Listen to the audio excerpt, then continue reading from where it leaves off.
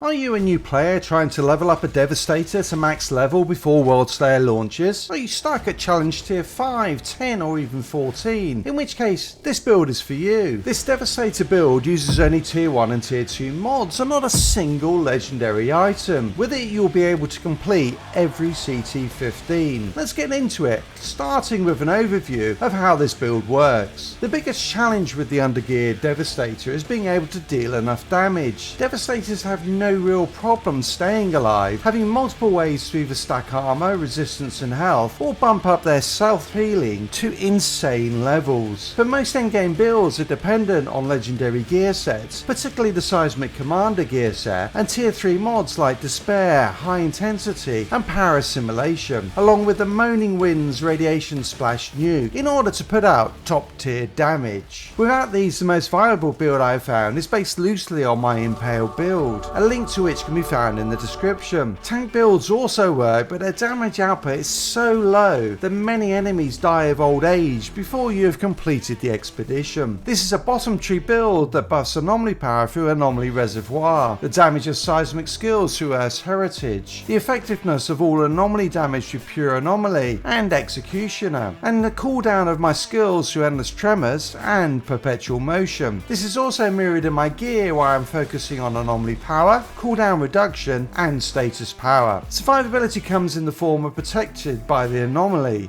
skilled sentry and one tank, along with damage absorber on my gear. These buff your physical damage reduction to within a whisker of the 85% cap and my resistance to 30%, and when coupled with the healing from blood donation is more than enough for anything in the game. The main source of damage for this build is through the skills Earthquake and Impale, and to a lesser extent Gravity Leap. The damage of these is directly increased through Sharpened Spike, Ground Crush and Spike Forest. In addition, bleed is applied to enemies by Blood Shock, who are then debuffed by Bloody Boost and the horrifically named Rivers of Blood. This last mod allows Impale to hit for up to 500,000 of damage, a great finisher which results in a nice armor boost and health regeneration. I'm also running the utility mods Extra Quake, Impaler and Earth's Legacy, which improve the effectiveness of my skills. My weapon mods are also a good source of damage, and in particular Storm Whip and Death Chains on my main weapon,